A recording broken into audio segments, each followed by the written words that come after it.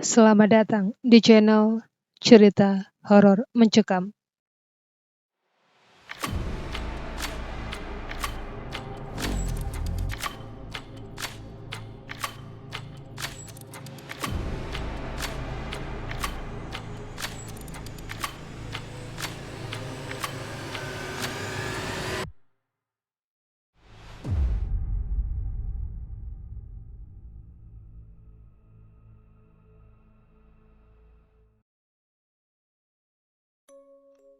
Di video kali ini, aku akan membawakan sebuah cerita horor tentang diteror arwah penasaran.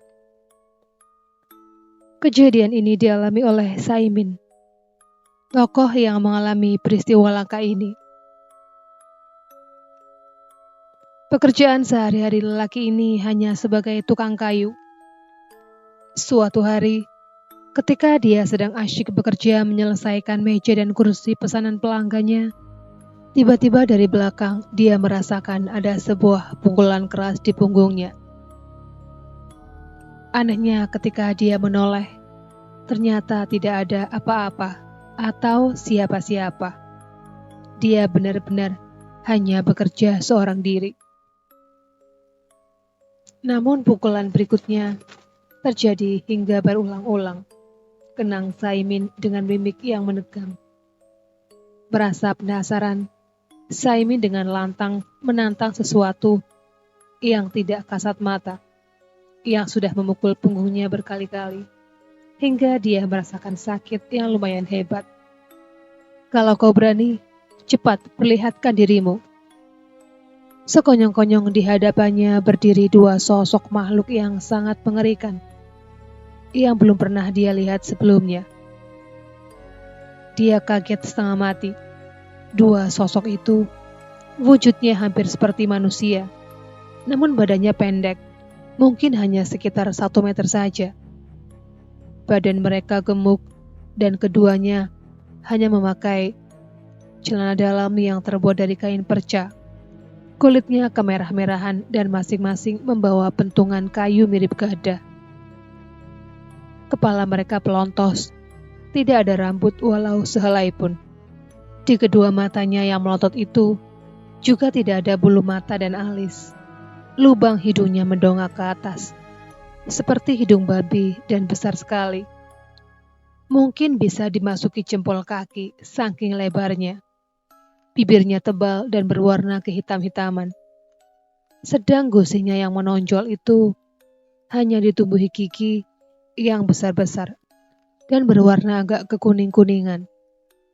Saimin yang tinggal di dusun Gunung Gedek, RT 27 RW 5, Desa Tempur Sari, Kecamatan Donomulyo, Kabupaten Malang itu, ketika bercerita, mimiknya masih memperlihatkan ketakutan. Ini menandakan kalau dia masih trauma berat dengan peristiwa aneh yang dialaminya itu. Saya khawatir kalau kejadian yang tidak masuk akal itu akan terulang kembali, kata pria lugu itu dengan nada khawatir. Semenjak remaja, Saimin memang menekuni pekerjaan sebagai kuli bangunan dan tukang kayu. Kalau sedang menganggur atau tidak ada order menukang, dia kerap membantu bapaknya bertani di sawah. Setelah menikah dengan Giem, Saimin mencoba menjadi tukang kayu yang lebih profesional lagi, yaitu dengan melayani segala bentuk pesanan seperti meja, kursi, bufet, almari, daun pintu, daun jendela, dan sejenisnya. Kebetulan sekali pada suatu ketika, dia mendapat pesanan meja dan kursi dari seorang pelanggan dari kota. Selama 2 minggu, dia kerjakan pesanan itu dengan salah seorang kerabatnya yang bernama Sandi, yang kebetulan rumahnya dekat dengan rumah Saimin. Di hari yang naas itu, dia lupa tanggal dan harinya. Yang jelas, sekitar pukul 9 pagi di tahun 2014. Ketika Sandi masih belum datang karena masih pagi, Saimin sedang asyik memotong kayu dengan goloknya. Waktu itu tiba-tiba Punggungnya terasa dipukul seseorang dengan keras dari belakang. Karuan saja Saimin menjerit kesakitan dan secara refleks langsung menoleh ke belakang. Semula dia mengira Sandi yang memukulnya, namun setelah dia melihat ke belakang, ternyata tidak ada orang. Sialan, siapa yang memukulku ya? Gerutu Saimin. Setelah yakin tidak ada orang yang dicurigai, Saimin kembali meneruskan pekerjaannya. Namun 5 menit kemudian, dia kembali menerima pukulan bertubi-tubi yang mendarat di punggungnya. Berulang kali pula Saimin mengaduh kesakitan. Makhluk apa yang menjahiliku ini? Geram Saimin dengan kesal. Dia mengumpat dengan sumpah serapah. Siapa sang pemukul yang tidak kelihatan batang hidungnya itu? Sandi, teman kerjanya, juga Giem istrinya yang baru datang karena mendengar aduhan Saimin, juga ikut bingung dengan kejadian tersebut. Di sini tidak ada orang lain, kecuali kita bertiga, Kang. Jadi, siapa yang memukulmu, Kang, sampai kau menjerit kesakitan seperti itu? Tanya Giem dengan cemas. Saimin semakin geram. Kalau memang kau lelaki sejati, tunjukkan wajahmu, biar aku bisa melihatmu. Tantang Saimin kemudian dengan suara lantang.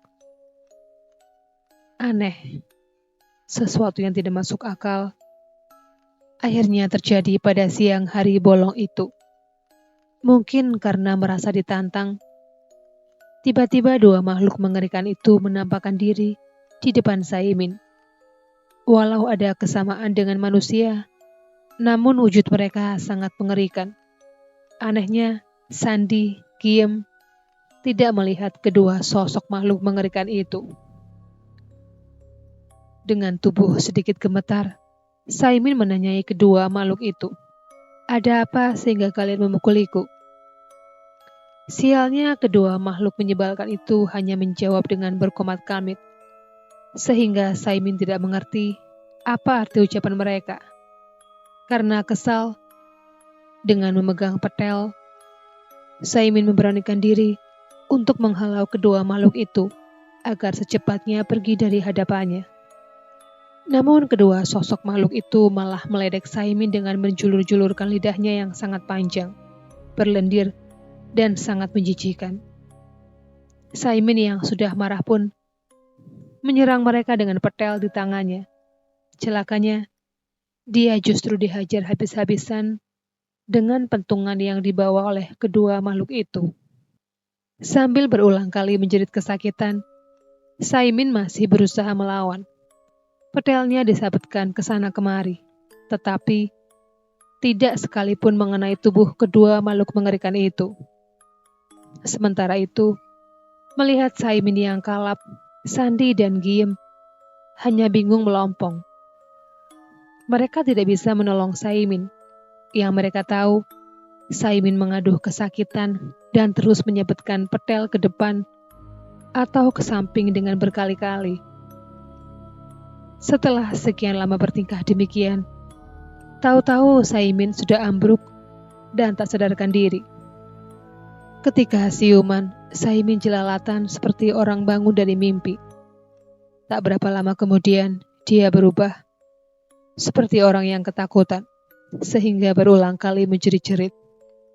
Kondisi Saimin yang diserang penyakit aneh itu cukup mengundang perhatian. Tetangga kanan dan kiri rumahnya, semuanya pada ngumpul untuk mewartakan apa yang telah terjadi. Sandi dan Giem tidak bisa bercerita apa yang sesungguhnya telah menimpa Saimin. Hanya yang mereka tahu, Saimin menyabetkan petel ke sana kemari, seperti akan membinasakan musuh, sambil berulang kali menjerit kesakitan. Mereka sendiri tidak bisa memberikan pertolongan, karena mereka memang tidak dapat melihat kedua makhluk yang menyerang Saimin itu. Sampai kemudian Saimin pun ambruk. Sampai seminggu kemudian, Saimin masih merasakan sakit akibat pukulan kedua makhluk dari alam kegelapan itu.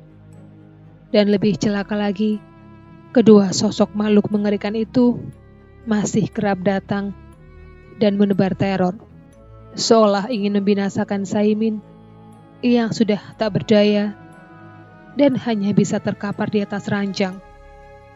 Setiap kedua makhluk itu datang, meskipun banyak orang yang sedang menemani Saimin, namun tak satu pun dari orang-orang itu yang melihat keberadaan kedua makhluk itu. Mereka pun selalu mengancam Saimin dengan pentungan di tangannya.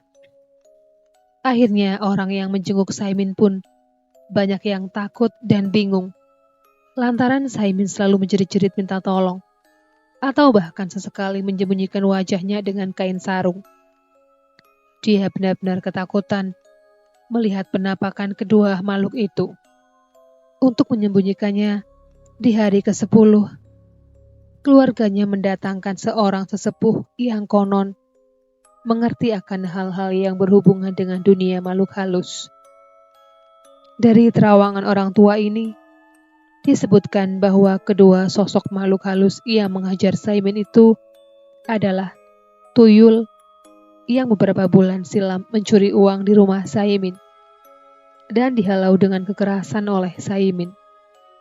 Ketika itu Saimin merasa kehilangan sedikit uang dan dia minta tolong kepada orang pintar untuk mengusir tuyul itu.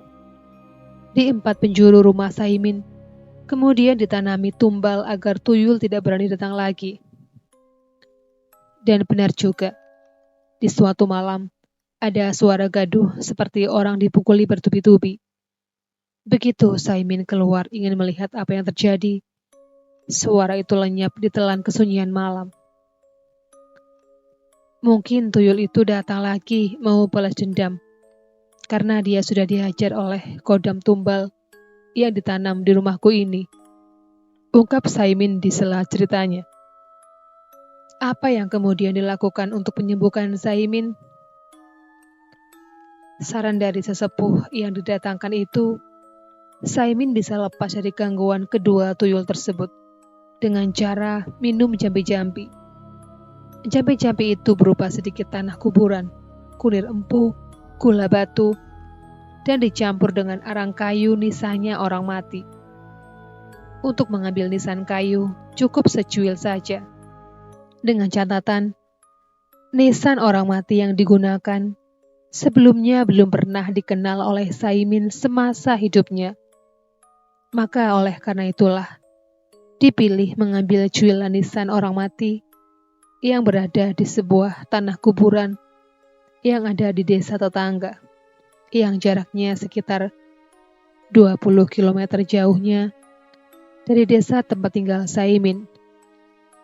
Sandi sang keponakan dengan ditemani 3 orang lainnya pada suatu malam pergi ke sebuah kuburan yang sudah ditunjuk oleh orang tua tersebut untuk mengambil secuil kayu nisan itu.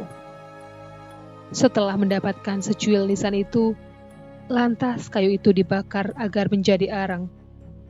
Arangnya kemudian ditumbuk halus dan dicampur dengan ubah rampe jampi-jampi yang lainnya. Begitu segala sesuatunya telah selesai, maka sesegera mungkin jampi-jampi itu disuguhkan kepada Saimin dan segera pula harus diminumnya. 2 hari setelah minum jampi-jampi itu, Saimin agaknya merasa aman, karena sudah 2 malam, para tuyul itu tidak datang lagi menerornya.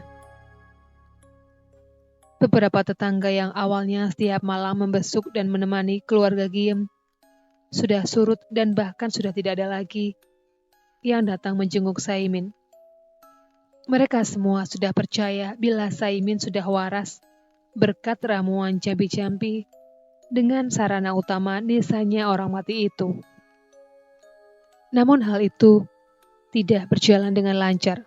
Seminggu berikutnya, ketika Saimin mengikuti amalan rutin pembacaan tahlil dan yasinan di rumah tetangganya, semua yang hadir dibuat bingung tidak karuan. Di tengah-tengah kehusyuan semua orang membaca yasin, tiba-tiba Saimin yang tadinya tenang mendadak menjadi kalap. Berulang kali dia mengaduh kesakitan. Terkadang dia berdiri dengan gerakan seolah ingin menangkis pukulan, dan kadang dia duduk seolah tak kuat lagi menahan pukulan yang datang bertubi-tubi mendera tubuhnya. Tangannya juga kerap mendorong atau menahan, seperti menghalau sesuatu. Puncaknya, mata Saimin mendelik hingga kelihatan bagian yang putihnya saja. Melihat keadaan Saimin seperti itu, para jamaah tahlil yang jumlahnya puluhan orang itu kebingungan untuk menolongnya. Mereka memang tidak dapat melihat dua makhluk menyeramkan yang menyerang Saimin. Bahkan kegiatan pembacaan Yasin pun terpaksa dihentikan. Para hadirin semuanya minggir menyaksikan Saimin yang seolah tengah berperang dengan makhluk yang tidak kasat mata. Sekitar 5 menit Saimin berperilaku seperti orang kalap. Lantas dengan nafas ngos-ngosan dan mata mendelik, Saimin akhirnya ambruk di atas tikar yang digelar untuk tahlil. Setelah melihat Saimin jatuh pingsan, semua orang pun langsung mengerubunginya. Beberapa di antara mereka berusaha menyadarkan Saimin dari pingsannya. Salah satunya ada yang memberikan air putih yang sudah diberi jampi-jampi berupa bacaan ayat kursi. Kira-kira 10 menit kemudian, Saimin baru siuman dan matanya langsung jelalatan. Dia nampak masih sangat ketakutan dengan nafasnya juga ngos-ngosan. Beberapa orang jamaah mencoba bertanya, apa gerangan yang baru dialami oleh Saimin? Setelah agak tenang, Saimin mulai bercerita. Ketika mereka tengah asyik membaca Yasin, tiba-tiba ada sosok kepala tanpa tubuh datang dan jatuh persis di pangkuannya. Karuan saja Saimin langsung ketakutan, apalagi ketika mulut kepala itu dapat berbicara. Dan dia minta akan cuilan nisanya yang sudah diambil oleh keluarga Saimin dikembalikan lagi. Kalau tidak, semua keluarga Saimin akan dibinasakan. Jawaban Saimin ketika itu pula dikatakan bahwa nisan itu sudah dibakar dan menjadi arang. Merasa tidak terima dengan ucapan Saimin, sosok kepala itu menyerang Saimin dengan berputar-putar di udara dan sesekali menyambar Saimin yang ketakutan. Sebenarnya, saya sudah menawarkan untuk berdamai. Ketika potongan kepala itu ngotot agar saya secepatnya mengembalikan cuilan kayu pusaranya, saya sudah janji akan menggantinya dengan nisan kayu jati pilihan. Dan saya akan mengirimkan bunga di makam itu. Sosok kepala yang berbau amis dan mengucurkan darah itu justru melayang-layang dan sesekali mengenai kepala saya. Merasa saya kalah, saya mengaduh kesakitan. Dan semua jamaah yang ada, tidak ada yang menolong saya. Karena memang mereka tidak tahu apa yang terjadi atas diri saya, cerita Saimin. Serangan potongan kepala misterius itu berulang hingga 3 kali. Yang kedua, ketika keluargaku ngumpul di rumah dan makan bersama. Dan yang ketiga, pas aku di sawah saat mengerjakan sawah untuk bertani. Sosok kepala itu selalu menerorku untuk segera mengembalikan cuilan pusaranya. Ungkap Saimin lagi sambil menoleh kanan kiri, seperti ketakutan akan terulang kembali musibah menyeramkan itu. Kedatangan sosok kepala tanpa tubuh di sawah itu sangat membuat bingung beberapa orang yang sedang bersama-sama bekerja di sawahnya masing-masing. Mereka menyaksikan sendiri Saimin seolah bergelut dengan sesuatu yang tidak terlihat. Dia menangkis ke kanan dan ke kiri, atau jungkir balik di lumpur, dan bahkan kakinya juga menendang ke depan dan samping. Begitu Saimin reda dari gerakannya yang penuh misteri itu, semua petani lain, dibantu teman-temannya, Saimin dibawa ke sebuah bilik kecil untuk mandi agar bersih dari lumpur yang menempel di sekujur tubuhnya. Karena kejadian ini terus berulang, Saimin bersama Giem, istrinya, menemui seorang kiai untuk meminta bantuan agar godaan setan itu segera sirna. Disarankan oleh kiai itu agar segera mengganti nisan di makam orang yang telah dicurinya, serta membawa sego anget berupa nasi uduk dan ingkung atau ayam panggang. Kemudian meminta maaf atas kelancangannya telah mencuri secuil nisan tersebut. Dengan disertai kiai, semua peralatan dibawa ke makam orang yang seserpih kayu nisannya itu telah dicuri untuk menjadi media jambi-jambi itu. Oleh kiai, semua kesalahan keluarga Saimin diutarakan dan dimintakan maaf kepada arwah yang ada dalam kubur itu. Diundang pula beberapa warga terdekat dengan lokasi makam itu untuk ikut menjadi saksi dan kenduri sego anget. Semua yang mendengar cerita Saimin mengapa jauh-jauh datang ke makam tua itu dan akibat yang diderita Saimin, semuanya pada geleng-geleng kepala, menunjukkan tanda keheranan. Mengapa Saimin juga nekat mencuri nisan itu untuk jampi-jampi, dan mengapa pula hanya karena seserpih batu nisan yang dicurinya itu, sosok arwah orang mati yang punya nisan itu harus meneror Saimin. Demikianlah kisah tentang seseorang yang diteror arwah penasaran. Sekian dulu video kali ini, jumpa lagi di video berikutnya.